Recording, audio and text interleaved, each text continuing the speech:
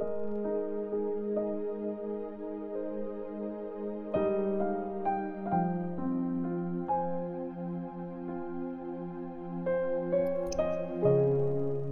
chapter 6. Pinakain ni Jesus ang 5,000. Pagkatapos nito, tumawid si Jesus sa kabilang side ng Lake Galilee o Lake Tiberias.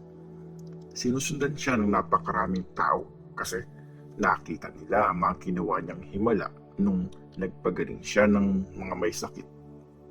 Umakyat si Jesus sa bundok at umupo kasama ang mga disciples niya. Malapit na nun ang piyesta ng Passover. Pagtingin ni Jesus sa paligid, nakita niyang maraming taong papalapit sa kanya.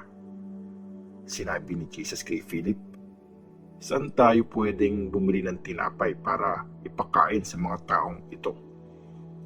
Sinabi ito para i-test si Philip, pero actually, alam na niya ang gagawin niya.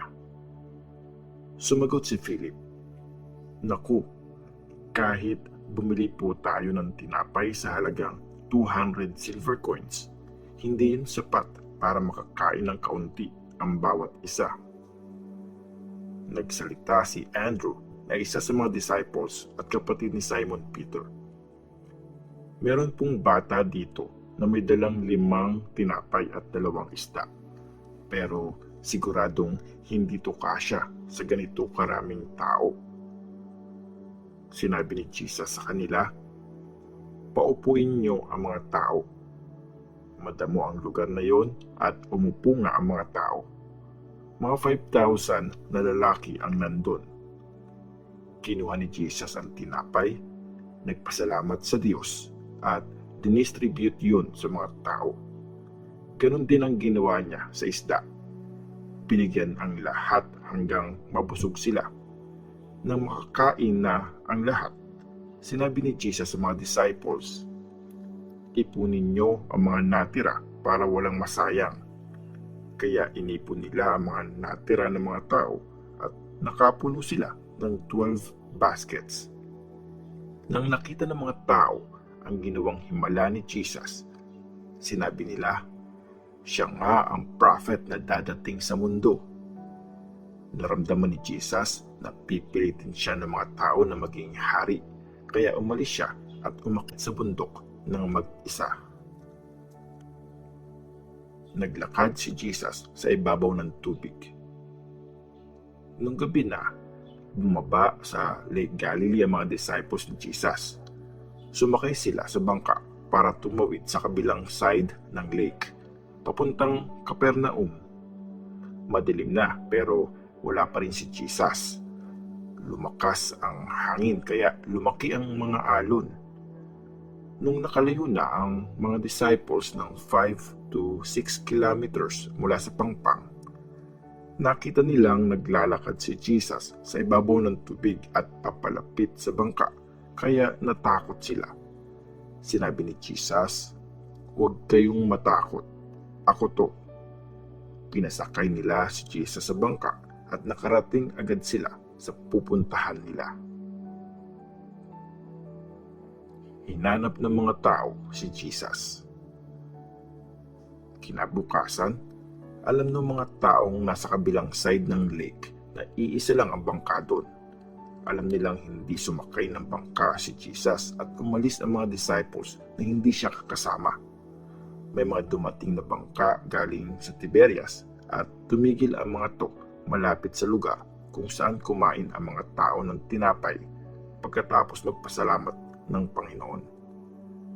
Nang makita ng mga tao na wala dun si Jesus at ang mga disciples niya, sumakay sila sa mga bangka na yun at pumunta sa Capernaum para hanapin siya.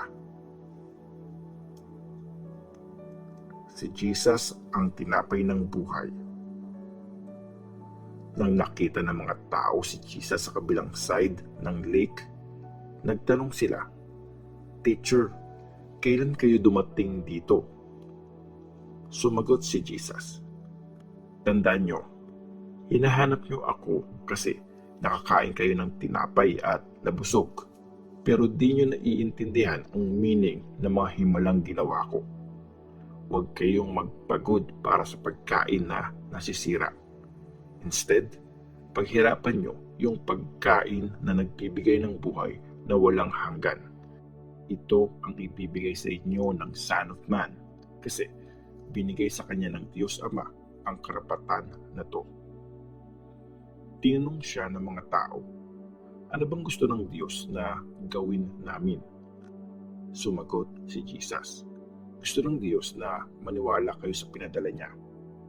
Sumagot ang mga tao, anong himala ang ipapakita mo sa amin para maniwala kami sa iyo? Anong gagawin mo? Kumain ng mana ang mga ancestors namin nung nasa desert sila, gaya ng sinabi sa scripture. Binigyan niya sila ng tinapay na galing sa langit para kainin nila. Sinabi ni Jesus, tandaan niyo, hindi si Moses ang nagbigay ng tinapay na galing sa langit. Ang tatay ko ang nagbibigay sa inyo ng totoong tinapay galing sa langit. Kasi ang tinapay na binibigay ng Diyos ay yung bumaba galing sa langit at nagbibigay ng buhay sa mundo. Sir, sabi nila, bigyan niyo kami lagi ng tinapay na yan. Ako ang tinapay ng buhay, sabi ni Jesus.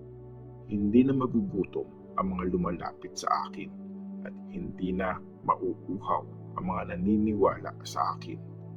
Sinabi ko na sa inyo na nakita niyo na ako, pero ayaw niyo pa rin maniwala sa akin. Lalapit sa akin ang lahat ng binibigay sa akin ng tatay ko at hindi ko itataboy kahit isa sa kanila. Bumaba ako galing sa langit, hindi para gawin ang gusto ko, kundi para gawin ang gusto na nagpadala sa akin. Ang gusto na nagpadala sa akin ay huwag kong hayaang mawala kahit isa sa lahat ng binigay niya sa akin. Instead, dapat ko silang buhayin sa huling araw. Ito ang gusto ng tatay ko, na lahat na nakakakita sa anak at naniniwala sa kanya ay magkaroon ng buhay na walang hanggan, at bubuhayin ko sila sa huling araw. Nagbulukan ang mga tao sa sinabi niyang, ako ang tinapay na bumaba galing sa langit. Kaya sinabi nila, di ba siya si Jesus na anak ni Joseph? Kilala natin ang mga magulang niya. Paano niya nasabing bumaba siya galing sa langit? Sinabi ni Jesus, huwag na kayong umangal. Walang makakalapit sa akin except kung ilapit sila ng Ama na nagpadala sa akin, at bubuhayin ko sila sa huling araw. Sinulat ng mga prophets, tuturuan ng Diyos ang lahat.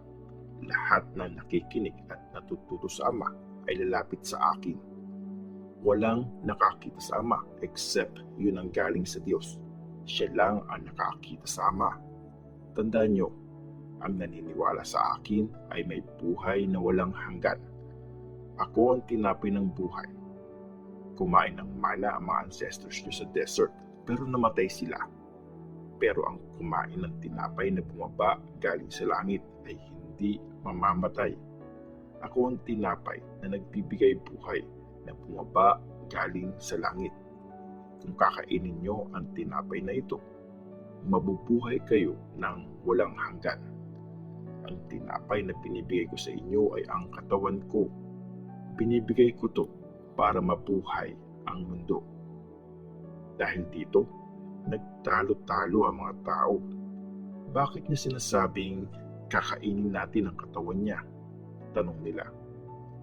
Sinabi ni Jesus sa kanila, tandaan nyo, kung di nyo kakainin ang katawan ng Son of Man at kung di nyo iinumin ang dugo niya, di kayo magkakaroon ng buhay.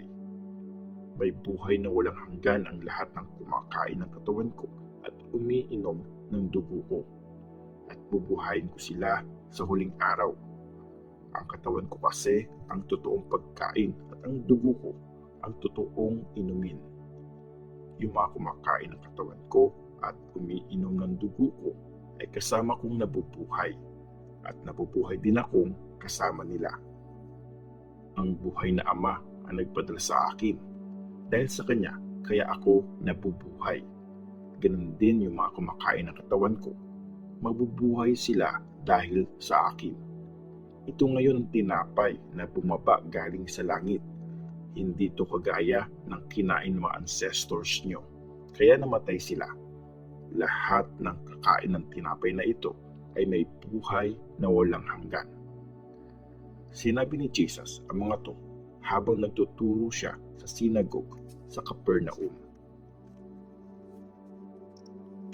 Ang mga salita tungkol sa buhay na walang hanggan. Marami sa mga disciples si Jesus ang nakarinig nito at nagsabi, napakahirap ng teaching na to. Sino kayang makakatanggap nito? Alam ni Jesus na nagtatanungan sila kahit di nila sabihin sa kanya. Kaya sinabi niya, suko na ba kayo dahil dito? Paano pa kaya pag nakita niyo ang Son of Man na umaakyat sa lugar kung saan siya nanggaling? Ang Espiritu ng Diyos ang nagbibigay ng buhay. Hindi ito kayang gawin ng kahit sinong tao. Pero ang salitang sinasabi ko sa inyo, ang Espiritong nagbibigay buhay. Pero may iba sa inyo na ayaw maniwala. Alam ni Jesus sa simula pa lang kung sinong maniniwala sa Kanya at kung sinong magtatraidor sa Kanya. Sinabi pa niya, ito ang dahilan kung bakit sinabi ko sa inyo na walang makakalapit sa akin except kung pinayagan ito ng Ama. Dahil dito, maraming disciples ni Jesus ang tumalikod at ayaw nang sumunod sa Kanya. Kaya tinanong niya ang 12 disciples, kayo, gusto niyo rin bang umalis? Sumagot si Simon Peter, Lord, kanino kami pupunta? Nasa inyo ang salitang nagbibigay ng buhay na walang hanggan. Naniniwala kami at naiintindihan namin na kayo ang banal, ang pinadala ng Diyos. Sumagot si Jesus, di ba pinili ko kayong 12? Pero demonyo ang isa sa inyo. Si Judas na anak ni Simon Iscariot ang tinutukoy niya. Si Judas kasi ang magtatraidor sa kanya kahit kasama siya sa 12 disciples.